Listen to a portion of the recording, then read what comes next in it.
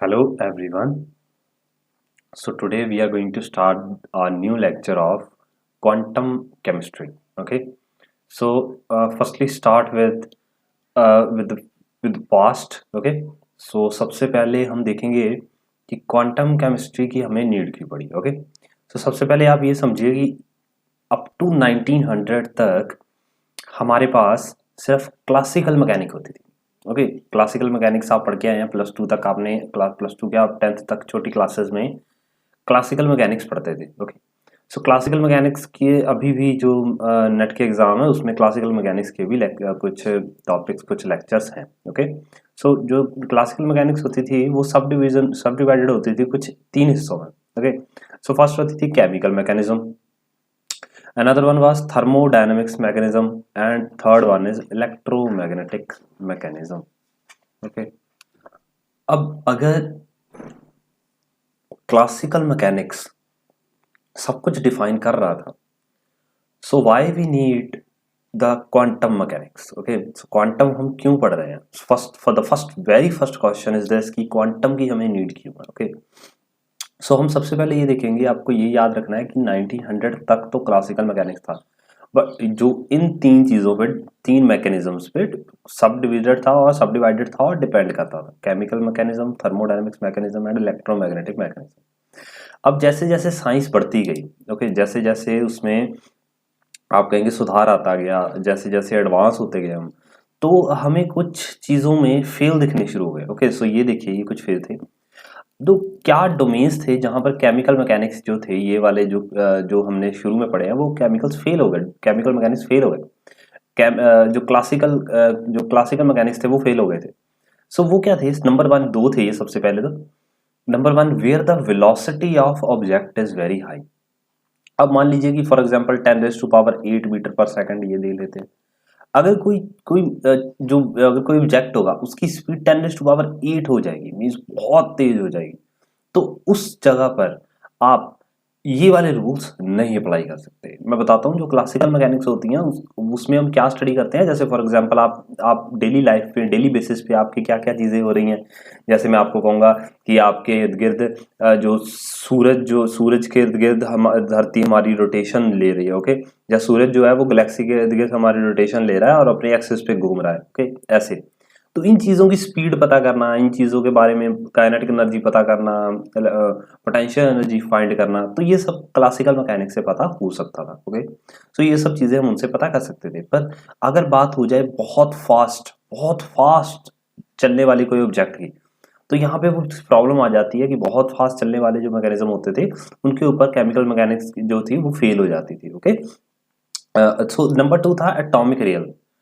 Atomic realm क्या होता है मैं बताता हूँ. देखिए फॉर एग्जांपल आप समझिए कि हमारे हमारे पास ये जो है, ये मैक्रोमोलिक्यूल सब्सटेंसेस हैं. ओके. हम इन्हें देख सकते हैं, हमें पता है कि ये इतने इतने बड़े मॉलिक्यूल्स हैं और उनके ऊपर स्टडी की जा सकती है. पर अगर जब बात होती है छोटे छोटे एटम्स की, तो वो बिल्कुल ही अलग तरह की बिहेवियर शो करते हैं. जैसे हम बड़ी बड़ी चीज, जैसे आप साइकिल चला रहे होंगे, आपको पता है कि मैं इतनी फोर्स से पेडल मारूंगा तो मेरा साइकिल इतनी तेज चलेगा. होगे ना. तो मैं ये चीजें पता कर सकता था क्लासिकल मैकेनिज्म से. पर अगर मैं एटम्स या इलेक्ट्रॉन्स की उस चीज से हेल्प से मैं ये फाइंड करने की कोशिश करता, ओके, सो वो शायद इससे पता नहीं होता. So these were the two things. मैं फिर भी आपको बता देता हूँ, ये जो चीज़ थी ये आइंस्टाइन ने इसको रिलेटिव थ्योरी आपने पढ़ी होगी. रिलेटिव थ्योरी मैं आपको थोड़ी सी बताऊंगा. इसमें रिलेटिव थ्योरी थी जो रिलेटिविटी, उसने इसका आंसर दिया था. और जो हमारे श्रोडिंगर इक्वेशंस हैं वो इन्होंने, बाकी सब जितने भी आने वाले लिस्ट में, वो एटॉमिक रियलम के. ओके. सो इसको या मैं ऐसे बोल सकता हूँ, जो एटॉमिक रियलम था वो क्वांटम क्वांटम से, जो क्वांटम मैकेनिज्म थे हमारे, उनसे सॉल्व हुआ था. Okay. Quantum chemistry, quantum physics, इनसे सॉल्व हुआ था. सो हमें ये पता लग गया कि हमने पढ़ना क्या है, क्वांटम मैकेनिज्म पढ़ना है, मींस एटॉमिक रियलम. ओके. इनके मूवमेंट के बारे में पढ़ना है. ओके. सो नेक्स्ट चलते हैं हम, क्या क्या कॉन्सेप्ट आए थे हमारे. देखिए सबसे पहले ये इसकी शुरुआत किसने करी? इसकी शुरुआत करी थी हमसे हमारे ये शुरू हुई थी स्टोरी 14 दिसंबर 1900 में. ओके. फर्स्ट डे था हमारा. इससे पहले इस चीज के बारे में स्टडी नहीं कर रहा था. तो first person is Max Planck. Okay. तो मैक्स प्लैंक ने क्या किया था, उसने एक पेपर एक्सप्लेन किया था जिसमें उसने स्टडी करी थी ब्लैक बॉडी रेडिएशन की. ब्लैक बॉडी रेडिएशन क्या था? जो हर तरह की लाइट को ऑब्जॉर्व कर लेता है और हर तरह की लाइट को एक्सक्रीड कर देता है। ओके, तो उसके लिए उसने एक इक्वेशन दी थी, is equal to H nu, क्योंकि इस इक्वेशन को, ये जो ब्लैक बॉडी रेडिएशन था, इसकी स्टडी को क्लासिकल मैकेनिक्स से डिफाइन नहीं किया जा सकता था। तो ये कैसी चीज थी जो सारी की सारी एनर्जी अब्सॉर्ब कर लेती है? इस तरह की चीज को डिफाइन करने के लिए उसने एक नई इक्वेशन बना के दी, E is equal to H nu, और यहीं से हमारी स्टार्ट हुई क्वांटम। ओके, क्योंकि ये क्वांटम जो थी, ये जो उसने इक्वेशन दी थी, वो क्वांटम इक्वेशन थी, बहुत छोटी है ना, packet packet type of equation थी ये। तो उसके बाद क्या हुआ, 1900 के बाद, उसके 5 साल बाद 1905 में एल्बर्ट आइंस्टाइन आ गए। एल्बर्ट आइंस्टाइन ने क्या करा, प्लैंक की थ्योरी को ही उठाया और उससे फोटो इलेक्ट्रिक इफेक्ट को स्टडी करा। फोटो इलेक्ट्रिक इफेक्ट भी हम फ्यूचर्स के लेक्चर में आपको बताएंगे कैसे कैसे ये काम करते हैं। बट एल्बर्ट आइंस्टाइन ने क्या करा, उसने इसी की हेल्प से फोटो इलेक्ट्रिक इफेक्ट को एक्सप्लेन कर दिया। Now the bigger thing is कि अब इसको एक प्रूफ मिल चुका था। अब ये एक थ्योरी नहीं रह गई थी, अब ये एक मल्टी थ्योरी हो गई थी जिसमें अब इसकी प्रूफ्स भी आने लग गए थे। ओके, सो अब यहां तक तो ये नहीं थमा। तो अभी क्या हो गया कि नेक्स्ट में 1930 में नील बोहर आ गए। ओके, नील बोहर ने क्या करा, उसने जो एटॉमिक मॉडल था उसको मॉडिफाई कर दिया। बोहर ने किसके किसके मॉडल को मॉडिफाई कर दिया? रदरफोर्ड के एटॉमिक मॉडल को। आपने शायद ये पढ़ा कि वो बोहर कह के गया था कि इस तरह से जो इलेक्ट्रॉन होते हैं वो एनर्जी छोड़ते रहते हैं और इस तरह से एनर्जी जो होती है वो कम होती रहती है और अपने कुछ समय के बाद वो पॉजिटिव चार्ज में गिर जाती है। अब जैसे आप एक बॉल लेंगे, उस बॉल को किसी इर्द गिर्द ऐसे घुमाएंगे बहुत तेजी से, तो एक टाइम तो आएगा ना जब वो घूमते घूमते धीरे होते होते होते होते इससे टकरा जाएगी और खत्म हो जाएगी। और जितना छोटा एक हाइड्रोजन एटम है, ओके, अगर मैं उसकी बात करूं तो शायद ये कुछ ही समय के लिए रह पाए ऐसे। ओके, बहुत जल्दी जल्दी ये खत्म हो जाएगा। बट ये किसने कहा था? रदरफोर्ड ने। बट द एक्चुअल वाज कि ये हाइड्रोजन जो होते थे उनकी लाइफ बहुत बहुत लंबी होती थी। इट मीन्स ये बहुत स्टेबल होते थे। कई तो ऐसे हैं वो अनलिमिटेड, मतलब उनकी जिंदगी तो जितनी मर्जी आप कह सकते हैं कि वो खत्म ही नहीं होंगे। ओके ना, अमर है वो। तो कुछ तो ऐसे थे। तो अगर ये ऐसे ऐसे करके कम हो रहे हैं, मतलब अपनी एनर्जी को कम कर रहे हैं, हर चीज अपनी एनर्जी को कम करती है। अगर आप मैक्रो लेवल पे देखेंगे, मैं दोबारा बोल रहा हूँ, इसको आप क्लासिकल से अब नहीं शो कर सकते थे, क्योंकि क्लासिकल के वे से देखो तो ये पॉजिटिव है। और अगर आप इस बॉल को इसके इर्द गिर्द घुमाओगे तो कभी ना कभी तो बॉल जो होगी वो धीरे धीरे धीरे अपनी स्पीड कम करती करती करती करती पॉजिटिव में गिरेगी। पर यहाँ पे ऐसा नहीं हो रहा था। तो इसको भी किसने डिफाइन करा था? आगे बताएंगे हम क्या डिफाइन करा था उसने। सो नील बोहर ने इसको डिफाइन करा था, सो मॉडिफाई करा था उसने। ओके, सो ये भी किसकी हेल्प से करा था? फर्स्ट इक्वेशन से। Okay, so is equal to H nu से करा था। तो ये इसको और प्रूफ मिल गया। अब उसके बाद आ गया कॉम्पटन इफेक्ट। सो कॉम्पटन 1923 में एच कॉम्पटन आया था, उसने अपना कॉम्पटन इफेक्ट दिया। उसने क्या करा था, उसने एक्सरेज को स्कैटर इलेक्ट्रॉन्स के साथ, जो जब हमारे पास थी जो हम दिस इज हम पढ़ के आए, ये देखिए हमने ये पढ़ा कि जो एक्सरेज हैं, जब मैं क्लासिकल मैकेनिक्स की बात करता हूँ तो हम उन्हें इलेक्ट्रोमैग्नेटिक मैकेनिज्म मानते थे। हम उन्हें मानते थे कि एक इलेक्ट्रोमैग्नेट है। ओके, बट बाद में हमें पता लगा कि ये इलेक्ट्रोमैग्नेट नहीं है। जब ये कॉम्पटन ने उसको स्ट्राइक करवाया तो हमें ये पता लगा कि ये इलेक्ट्रोमैग्नेट नहीं है, ये तो एक पार्टिकल है। जो एक्सरे है वो पार्टिकल है। अब आप समझिए इस चीज को, मैं आगे और बताऊंगा इसके बारे में। ओके, सो यहाँ पर तो एक और ज्यादा डिफिकल्टी आ गई थी, या एक और इसको प्रूफ मिल गया था कि हमें कुछ नई ब्रांच चलानी पड़ेगी जिसमें ये वाली स्टडी हो रही है। क्लासिकल मैकेनिक्स यहाँ पे फेल हो रही थी। अब सबसे बड़ी जो क्रांति कह सकते हैं आप उसको, वो आई थी इस ईयर में 1927, Davisson German experiment, particles having wave characteristics. अब जितनी भी चीजें थे, वो जितने भी ये ऊपर एक्सपेरिमेंट होके आए हैं वो कुछ अलग बोल रहे थे, पर यहाँ पर ये पर्सन ने कुछ एक्सपेरिमेंट करा और कुछ अलग ही प्रूव कर दिया on the behalf of de Broglie principle. ये डेविसन जर्मन एक्सपेरिमेंट आया, इस भाई साहब ने ये कहा कि जो पार्टिकल्स होते हैं वो भी वेव कैरेक्टरिस्टिक्स शो करते हैं। अभी ऐसे कैसे हो सकता है? अब समझिए जरा। जैसे आप पार्टिकल है, ओके, आप एक पार्टिकल है, क्या आप चलते टाइम ऐसे ऐसे चलते हैं, ऐसे ऐसे वेव की तरह? बट इसने इन्होंने कहा, तो मैं आगे आपको बताऊंगा कैसे आप क्यों नहीं चलते फिर ऐसे, अगर आप वेव पार्टिकल है। और ये एक्सपेरिमेंट प्रूव भी हुआ था। अगर कोई एक्सपेरिमेंट प्रूफ हो जाए, कोई पेपर से एक्सपेरिमेंट प्रूव हो जाए, देन इट मींस वो एक्चुअल में एक क्वांटम जो फेज था उसके बनने की एक कगार पे आ गया था। तो आप समझ लीजिए 1900 से मतलब 25 साल तकरीबन ये क्वांटम फेज चला था। ओके, तो हमें पता लगा था कि कुछ क्वांटम भी है। ओके, सो इसके बाद जो स्टडी हुई है, इसको हम कहते हैं, ये जो हमारी स्टडी है ये है हमारी क्लासिकल क्वांटम, ओके, जो ओल्ड क्वांटम भी कह सकते हैं आप इसे, ये हमारी ओल्ड क्वांटम है। और इसके बाद हम जो पढ़ेंगे अब वो पढ़ेंगे हम मॉडर्न क्वांटम, ओके। सो ये देखिए जो मॉडर्न क्वांटम है वो इन दो पर्सन्स ने दी है, एक दी है हेजनबर्ग ने, ओके। इसके बारे में ही हमें बिल्कुल स्पेशली पढ़ना है, यही है हमारे सिलेबस में, ओके। ये मैंने जो पीछे बताया आपको ये जस्ट एक ओवरव्यू था कि हम कहाँ से शुरू हुए हैं, but the main concept is from there. Heisenberg ने अपनी स्टडी करी मॉडर्न में, और श्रोडिंगर उसके साथ साथ आया, उन्होंने अपनी स्टडी करी। हेजनबर्ग ने अपनी स्टडी में क्या रखा, मैट्रिक्स मैकेनिज्म्स, ये हमने पढ़ने, इसमें उसने क्या करा कैसे करा मैं सब कुछ आपको बताऊंगा। और श्रोडिंगर ने अपने वेव मैकेनिज्म को स्टडी करा। तो ये दो चीजें हमें पढ़नी। सबसे पहले तो आपको यही क्लियर करना है अपने दिमाग में कि हमने पढ़ना क्या है, ओके। वो तो बात की बात है, वो तो मैं बताऊंगा ही, बट आप सबसे पहले आप ये क्लियर कीजिए कि हमने पढ़ना क्या है। कि हेजनबर्ग ने अपने मैट्रिक्स मैकेनिज्म दिया था और श्रोडिंगर ने हमें वेव मैकेनिज्म दिया था, और हमें इन्हें ही पढ़ना है।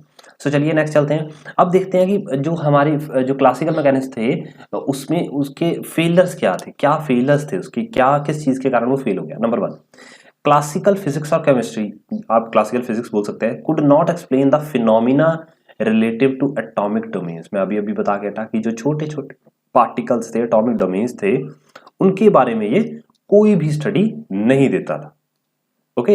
अगर कुछ बड़े के बारे में हम स्टडी करते हैं, जैसे फॉर एग्जांपल हम कहते हैं कि जो ये हमारा ये क्या सूरज है, ओके। सो सन के इर्द गिर्द हमारी क्या घूमती है, धरती घूमती है, तो हम क्या कहेंगे कि जो एटम है वो भी तो ऐसे ही घूमता है, तो इसकी स्टडी भी तो ऐसी ही हो सकती है ना। बट नहीं, ये इस फिनोमिना को, इस छोटे छोटे एटॉमिक पार्टिकल्स को स्टडी अच्छे से नहीं कर पा रहा था। तो ये भी हमारे पास थी, okay. So number 2, it could not explain the spectra of hydrogen spectra. अब हाइड्रोजन स्पेक्ट्रा में कुछ ऐसा स्पेक्ट्रा हम अज्यूम कर रहे थे क्लासिकल, बट एक्चुअल में वो कुछ इस तरह से स्पेक्ट्रा दे रहा था, okay. This is not the real spectra, okay. मैंने जस्ट आपको दिखाने के लिए कि जो स्पेक्ट्रास आ रहे हैं ये इजी स्पेक्ट्रा हमने लिया है, तो वो कुछ ऐसे ऐसे ऐसे ऐसे स्पेक्ट्रा दे रहे थे। ये भी एक बहुत बड़ी प्रॉब्लम आ गई थी। This theory was not able to explain the stability of atoms. अब मैंने अभी भी बताया कि ये नहीं बता पा रहा था कि जो एटम्स है वो स्टेबल कैसे हैं। मैंने अभी आपको बताया कि जो उन्होंने बताया था कि ये जो एटम होंगे वो ऐसे ऐसे करके करके करके एक टाइम पे आके इसमें गिर जाएंगे, पर वो ये नहीं बता पा रहा था कि वो स्टेबल कैसे है। Next is the enormous range of conductivity of metal compared to insulator also could not be explained। अब वो ये नहीं बता पा रहा था कि एक ही चीज से, जैसे फॉर एग्जांपल मैं आपको बताता हूँ, जैसे फॉर एग्जांपल आपके पास क्या है, आपके पास सिल्वर है, ओके, सिल्वर है, और दूसरा हमारे पास quartz. Quartz, I am really sorry, it's a type, मेरे को थोड़ा सा इसका भूल गया, but we can say it quartz silver, okay. I am really sorry, मैं कोई इसका कुछ नाम भूल गया, इसका पूरा नाम था, okay. So quartz, it's not silver, it's, चलिए मतलब बात ये सिल्वर है, और ये सिल्वर से ही बना हुआ इसका एक और रूप है, ओके। पर अगर मैं इसकी कंडक्टिविटी की बात करता हूँ, मतलब अगर इससे मैं ये कहता हूँ कि इससे इलेक्ट्रिसिटी कितनी कंडक्ट करेगी, तो वो बहुत करेगी, पर इससे इलेक्ट्रिसिटी बहुत कम कंडक्ट करेगी, मीन्स की ना मात्रा की तरह, आप इंसुलेटर कह सकते हैं इसे। तो ये कैसे हो सकता है, एक ही चीज से बनी हुई दोनों चीजों में इलेक्ट्रिसिटी इतना कैसे वेरी कर सकती है, कंडक्टिविटी इतना कैसे वेरी कर सकती है। अब जैसे फॉर एग्जांपल मैं आपको ये एग्जांपल दूं कि मैंने क्या करा, भैया आप दो पर्सन है, मैंने आप दोनों को आप और आपके भाई को मैंने चाय बनाने के लिए कहा, और दोनों को मैंने एक जैसा सामान दिया कि भाई ये तू ले, ये तू ले, और ये तू ले, ये तू ले, है ना। चीनी भी उतनी दी, सब कुछ उतना दिया। अब मैंने कहा भाई सब बनाओ, इन्हें इकट्ठे हो गए हैं, तो आपने अपनी चाय बनाई, आपने अपनी चाय बनाई। चलिए मान लेते हैं कि दोनों की चाय बिल्कुल सिमिलर नहीं बनेगी, ओके। उसकी चाय की टेस्ट थोड़ा अलग होगा, उसकी चाय का टेस्ट बहुत थोड़ा अलग होगा, पर ऐसे तो नहीं होगा कि आपकी चाय तो भाई बहुत ही टेस्टी बन गई, बहुत ज्यादा, मतलब कभी मैंने ऐसी चाय पी ही नहीं, इतनी टेस्टी, और जो दूसरे ने बनाई वो इतनी गंदी बन गई कि वो भी चाय मैंने कभी पी ही नहीं। ऐसे थोड़ी हो सकता है ना। कि एक या फिर ऐसे कह लो मैंने एक ही चाय पी, वो तो चाय थी बड़ी अच्छी थी, और दूसरे की मैंने चाय पीने की कोशिश करी तो वो तो कड़ी निकली, या ऐसी कोई चीज निकली जो है ही नहीं वो। तो इस तरह से मैं ये कह सकता हूँ कि ये सिल्वर, हार्ड सिल्वर जैसी ये चीजें थी, ये भी हमें डिफाइन नहीं कर पाएगी इतना वेरियस कैसे दे रही है ये कंडक्टिविटी में, ओके। सो ये भी बहुत बड़ी एक रेंज नहीं बता पा रहा था कंडक्टिविटी कैसे क्यों हो रहा है। So classical theory could not explain the emission of alpha particles from nuclear despite the fact that it has unsufficient energy. ये भी बता देता हूँ। अब क्या हो रहा था कि एक जो इलेक्ट्रॉन होता है उस, देखिए मैंने आपको बताया था कि जब, और आपने पढ़ा होगा पहले कि जब हम यहाँ से एनर्जी देते हैं तो प्रोटॉन में से क्या निकलते हैं, अल्फा पार्टिकल्स निकलते हैं। अब आपको पता होना चाहिए कि जो अल्फा पार्टिकल्स निकलने के लिए कम से कम 12 मेगा इलेक्ट्रॉन्स हमें चाहिए। ओके, 12 हमें चाहिए, बट आप ये समझिए कि 12 के बिना ये किसी से बाहर जंप भी नहीं कर सकता है। बट जो एक अल्फा पार्ट जो हमारे पास प्रोटॉन होता है उसमें कितने होंगे अल्फा पार्टिकल के पास? सिर्फ 8। तो इसका मतलब ये तो कभी बाहर निकल ही नहीं पाएगा। अगर निकलने के लिए मिनिमम टू मिनिमम हमें 12 चाहिए होंगे, मिनिमम टू मिनिमम हमें 12 चाहिए होंगे, ताकि वो यहाँ से अल्फा पार्टिकल निकल के बाहर जा सके। पर हमारे पास है, उसके खुद के पास कितने? 8। तो इसका मतलब तो ये इम्पॉसिबल हुआ कि वो बाहर निकल पाए, क्योंकि उसके पास इतनी एनर्जी ही नहीं है। और इवन 5 वाले भी बाहर निकल जाते थे। तो अगर आप इसको एक सिंपल सी एग्जांपल तो मैं आपको अगर ये कहूँ कि एक बड़ी नदी है, ओके, बहुत बड़ी नदी है, और आप कहेंगे कि इधर की साइड से एक छोटा 5 साल का बच्चा खड़ा है और वो उधर जंप करना चाहता है, एक जंप में, एक छलांग में वो उधर जाना चाहता है, तो क्या वो जा पाएगा? तो आप क्लासिकल मैकेनिक्स की हेल्प से सोचेंगे और कहेंगे नहीं, वो नहीं जा सकता। ओके, आप अपना एस्टिमेशन लगाएंगे और आप कहेंगे नहीं जा सकता। पर अगर मैं क्वांटम की हेल्प से कहूँ तो अगर ये इस तरह से हो तो ये जा सकता है। तो इसको हम क्या मानेंगे? एक छोटा बच्चा मान लेंगे 5 साल का, और ये जंप कर पाएगा। ये देखिए क्या क्या चल रहा है क्वांटम मैकेनिक्स में। ओके, तो क्वांटम मैकेनिक्स को इसीलिए समझना आपको बड़े ध्यान से पड़ेगा, but this is very interesting. Okay, तो आपको बहुत इजीली समझ आ जाएंगी चीजें अगर आप इन चीजों की पॉइंट्स को समझते चलेंगे। ओके, सो अब देखिए हमारे पास सबसे छोटी अच्छी चीज आ गई है कि जो हमारे पास सबसे पहले हम ये देखिए, अब यहां से शुरू करेंगे हम जो हमें एमएससी नेट या गेट के एग्जाम्स में हमें एक्चुअल में पूछे जाएंगे। ओके, वहां से हमने स्टार्टिंग करनी यहाँ से शुरू कर दी। अब मैं आपसे एक क्वेश्चन पूछना चाहूंगा। ओके, सो आप सोचिए इस चीज को, that what is science. Okay, और मैं ये बोलता हूँ कि अगर आप फिजिक्स या फिर केमिस्ट्री के न्यूमेरिकल्स करते हो, फिजिकल केमिस्ट्री के आप न्यूमेरिकल्स करते हैं, तो आप उसमें क्या पता करने की कोशिश करते हैं? आप अगर बड़े ध्यान से देखेंगे तो हम हमेशा पता करने की कोशिश करते हैं कि फ्यूचर क्या है। ओके, कि हमारा फ्यूचर क्या होगा। जैसे फॉर एग्जांपल कोई भी, नॉट अबाउट क्वांटम, बट अगर आप कोई क्वेश्चन पढ़ रहे हैं कि भाई मैंने इतना ये चीज ले ली, इतनी ये चीज ले ली, इसको इससे रिएक्ट कर दिया, तो बताओ इतने रिएक्ट करने पे मेरे पास क्या होगा। तो इसका मतलब, या फिर मैंने ये इतनी स्पीड मैंने इतने में कवर करी, तो बताओ इतनी स्पीड में कितने में कवर करूंगा। तो सीधी सीधी सी बात है कि मैं यहाँ पे फ्यूचर पता करने की कोशिश कर रहा हूँ। ओके, और मैं पता कर भी लेता हूँ अपने टेक्निकल व्यू से, या मैं कुछ ना कुछ अपने फ्यूचर पता कर लेता हूँ। ओके, सो ये बात आपको ध्यान रखनी है। मैं क्या बोल रहा हूँ कि हम हमेशा क्या करते हैं, साइंस को क्या करते हैं, आइडेंटिफिकेशन में लगाते हैं, ताकि हम फ्यूचर पता कर सकें, to identify the future of the system. जो भी सिस्टम हमको दिया गया है, ओके ना, कि ये भाई ये बॉल यहाँ पे है 1 किलोमीटर चल रही है, तो बताओ 5 मिनट बाद ये कितनी स्पीड पे होगी, तो ये हमारा सिस्टम हो जाएगा। तो हमें बताना है कि ये कहाँ पे होगी इतने समय के बाद। तो केमिकल काइनेटिक्स में हम केमिकल मैकेनिज्म में यही तो करते हैं। और तो जब हम ये करते हैं तो हम इसको बोलते हैं स्टेट। ओके, तो इसको हम स्टेट बोलते हैं। और इसके लिए हम दो यहाँ पे वेरिएंस लेते हैं, एक एक्स टी जो हमारा पोजीशन होगा, और एक पी जो हमारा मोमेंटम होगा। अब आपके दिमाग में एक क्वेश्चन होगा कि सिर्फ यही दो क्यों, और कुछ क्यों नहीं? ये दो इसलिए क्योंकि सिर्फ और सिर्फ इन्हीं दो चीजों से हम कुछ भी ड्राइव कर सकते हैं, कुछ भी। ओके, एनीथिंग जो आप चाहेंगे यहाँ पे वो ड्राइव हो जाएगा यहाँ से। ओके, तो कुछ भी ड्राइव हो सकता है, काइनेटिक एनर्जी भी ड्राइव हो जाएगी यहाँ से। ओके, काइनेटिक एनर्जी भी यहीं से ड्राइव हो जाएगी। तो सब कुछ तो यहाँ मिल रहा है हमें। ओके, सो यहीं से हमको सब कुछ ड्राइव हो जाने वाला है। ओके, तो ये बात ध्यान रखिएगा, इसी से हमको सब कुछ ड्राइव हो जाता है। पोजीशन हमें मिल गई, मास हमें मिल गया। ओके, तो सब कुछ हमें मिल जाता है। तो अब सिस्टम एवोल्यूशन थी, तो सिस्टम का एवोल्यूशन किसने करा? सिस्टम का एवोल्यूशन में आया न्यूटन्स लॉ और हैमिल्टन इक्वेशन। ओके, इसके बारे में हम पढ़ेंगे। सो नेक्स्ट चलते हैं हम पोस्टुलेट्स ऑफ क्वांटम मैकेनिज्म, इसके बारे में जल्दी जल्दी करके इसके बाद हम 1D box and 2D box के बारे में पढ़ना शुरू करेंगे। ओके, सो फर्स्ट हमें ये पता होना जरूरी है कि what are postulates of quantum mechanism. अब देखिए, सबसे पहले आप इस चीज को समझिए, इस चीज को पढ़िए, फिर मैं आपको एक एग्जांपल के साथ समझाता हूं। The state of any physical system is given by a state vector psi xt in the Hilbert space। ये देखिए ध्यान से, this is Hilbert space। this psi xt contains all the information we need, any superposition of state vectors in a state vector। अब इस चीज को आप समझिए, मान लेते हैं कि आप अपना हाथ या फिर अपना फ्यूचर पता करने आप किसी एस्ट्रोलॉजिस्ट के पास गए। ओके, आप किसी फ्यूचर दिखाने के लिए किसी बाबा जी के पास गए, और वो जो पर्सन है वो क्या है, एक अभी इस टाइम के लिए हमारे पास क्या है कि वो आपसे डाटा लेगा और आपको फ्यूचर बताएगा। बात समझ में मेरी? आप जब उसके पास जाते हैं तो वो सबसे पहली चीज क्या कहता है? वो सबसे पहले वो कहता है कि बच्चा अपना नाम बता। ओके, सो इसका मतलब क्या हुआ, उसने आपसे नेम का डाटा ले लिया, उसने आपसे नेम का डाटा ले लिया।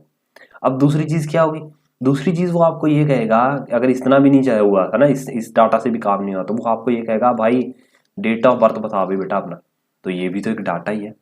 अगर ऐसे भी नहीं तो ऐसे वाले पर्सन भी होते हैं जो आपका हाथ देख के बता देंगे, वो आपका हाथ देखेंगे, यहां से भी क्या ले रहे हैं, वो डाटा ही ले रहे हैं।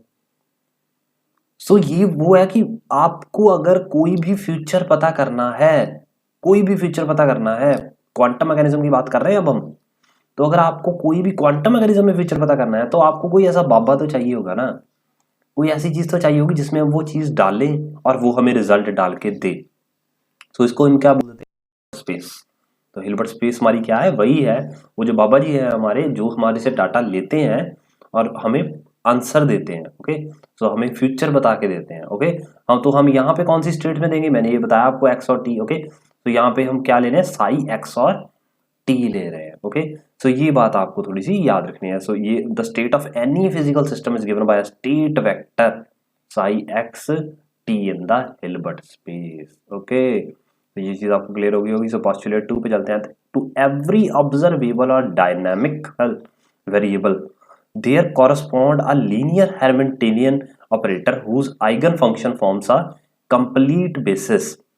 अब इस चीज को समझिए, अब यहाँ पर वो ये कह रहा है कि ऑपरेटर हमेशा रियल होना चाहिए, मैं नोट दिया हूं मैंने।